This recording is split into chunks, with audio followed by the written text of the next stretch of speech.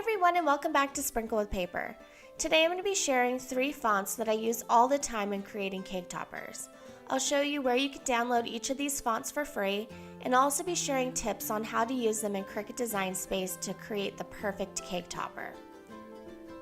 If you enjoy crafting videos, please subscribe, and if you'd like to see some of my cake topper designs, just stick around till the end where I'll be showing you some of my favorites.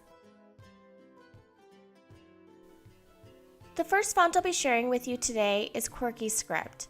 This is a free font that you can find here on Cricut Design Space under Fonts. I use this font all the time when creating cake toppers because it cuts really well with glitter cardstock. And I use glitter cardstock for pretty much all of my cake topper designs. The exact paper that I use is the Recollections brand from Michaels. I find that it's a lot thicker than the Joann's and Hobby Lobby paper, and the glitter doesn't shed at all, so you don't need to worry about the glitter coming off onto your cake.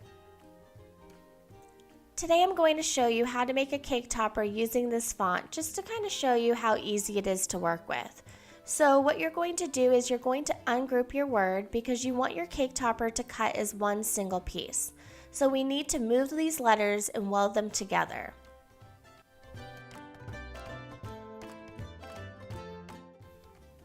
Once you like the placement of your letters, go on ahead and highlight the whole word and click Weld.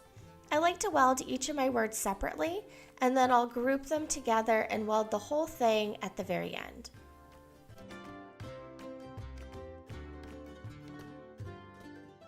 Now we need to take care of these little floating dots above the eye. It's really important to make sure that the whole thing is cutting as one single piece.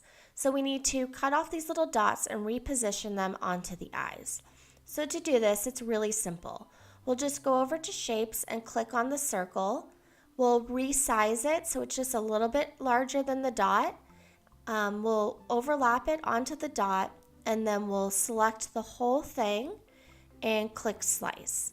Now, just like a cookie cutter, it's just cut it out. So if we move everything, we can just delete these extra pieces, and now we can reposition this little dot onto the eye. So I typically don't like to put it just straight over because then it's just straight up and down. I like to move it over to the side a little bit just to give it a little bit of dimension. So once I like the way that it looks, I'll highlight the whole word and the little dot and click Weld. Now I'll just repeat the steps down below to take care of the little floating dot on this eye. Now that both words are complete, I'm going to weld them together. Now this is a really important step. I want to make sure that I have the letters touching in as many spots as possible. I always make sure that I have at least 3 letters touching, but if I can do more, that's even better. The more places that they're touching, that just means that your cake topper is going to be that much more stable. Once you like the placement and you have the letters touching in as many spots as possible, you can now just highlight both of the words and click Weld. Now you have your completed cake topper design. The last thing you need to do is just resize the design so it fits nicely on your cake. I find that a pretty standard cake size is an 8-inch round, so I typically make all my cake toppers to be about 7.5 inches wide. I don't really worry about the height, I just worry about the width. I just want to make sure that my cake topper is not going to hang over the side of my cake. If you'd like any information about the supplies I use for creating a cake topper, I'll have a link down below to a post that I just recently did over at sprinklewithpaper.net. The next font I'll be sharing today is October Twilight. To download this free font, just go over to dafont.com and type in October Twilight. From there, you could download the font onto your computer and install it into your fonts.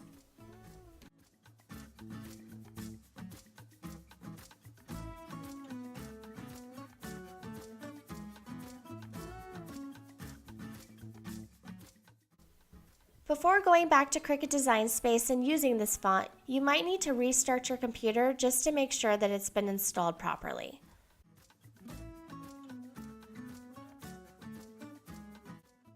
Once it's completely installed, when you're back on Cricut Design Space, if you go up to Font, just type in October Twilight and you'll find it right there.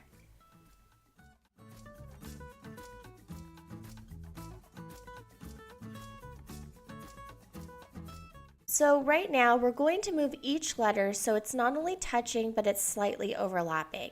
And I know I mentioned this in all my cake topper videos, but it's really important to make sure that your letters are as close together as possible without being too close where you can't read the word. You don't want it to look like a jumbled mess, but at the same time, you want it to be nice and tight, because the tighter the letters are, the more stable your cake topper is going to be. If you have too much space in between the letters, it's just going to make your cake topper flimsy, and that's definitely what we don't want. Just like with the previous font, we need to reattach these little dots above the eyes. So to do that, we're just going to go over to Shapes. We're going to choose the circle. We're going to resize it so it's just a little bit larger than the existing dot. And then we're going to highlight the whole thing and select Slice. Now we're going to just get rid of the little pieces we no longer need. And now we could just move the little dot over onto the eye. And just like before, I'm just going to move it over to the right a little bit. And then once I like the way it looks, I will select the whole thing and click Weld. And since there are two eyes in the word Twilight, instead of going through this whole process, I'm just going to delete this other eye, and then I'll duplicate the eye that I've already reattached the dot onto, and now I have my two eyes complete. When repositioning the letters for the word Twilight, I noticed that when I went to move the I onto the L, I wasn't crazy about the way that it looked because the tail of the L was so long.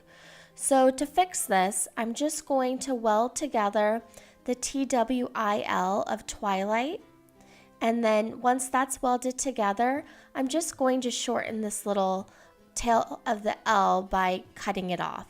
So to do that, I'm just going to use the slice tool, and kind of like how I used it for moving the little dot, I'm just going to select the circle over in Shapes, and then I'm just going to place it on the tail of the L that I want to cut off. And so once I do that, I'll select the whole thing and click Slice, and now I've removed a portion of that tail, so when I move the eye back onto it, it looks a lot better. Now I'll just finish repositioning the rest of the letters, and once I like the way it looks, I'll highlight the whole thing and select Weld.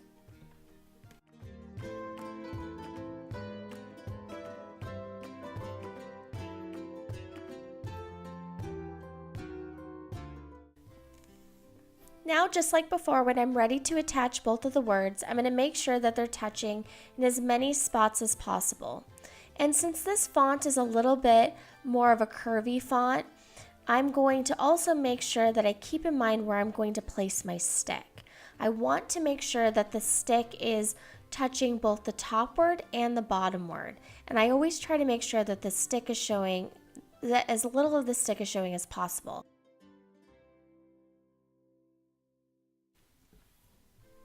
Once my two words are welded together, I'll go ahead and change the size of the cake topper.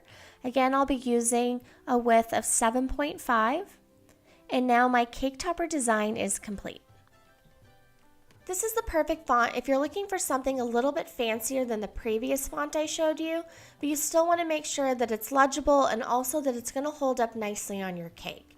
The last thing you want is a bent cake topper or a broken cake topper at your party. So you want to make sure that you have a cake topper that's going to last from the moment your party starts until the moment you've cut that cake.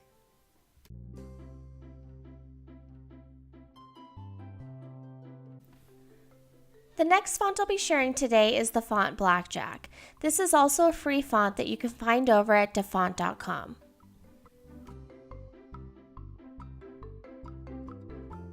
Just search for the font Blackjack and download it and install it onto your computer like we did with October Twilight. This is one of the first fonts I used when I started making cake toppers, and I still am always incorporating it into new designs. I find that it works really well when I'm creating a phrase for a cake topper because it's really clear to read and the letters cut really well with the glitter cardstock. This font is really easy to use and it's pretty straightforward. Like before, we're just going to unattach all the letters. We're going to move them so they're all touching and slightly overlapping.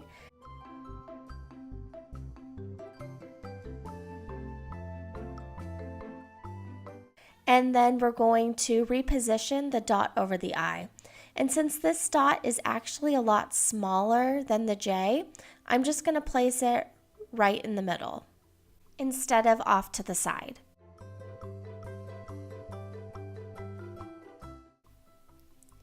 When attaching these two words, I went on ahead and just placed Jack off to the right a little bit, just to make sure that I had enough letters touching.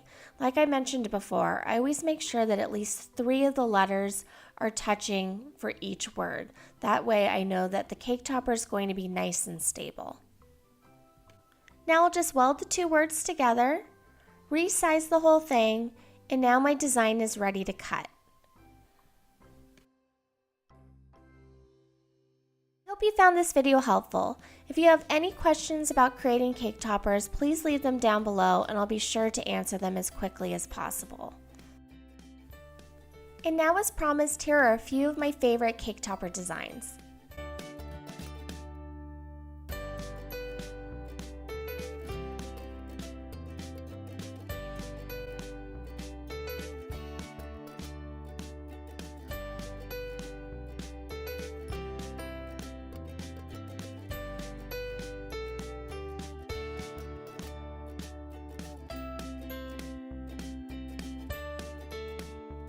Thanks again for watching and happy crafting!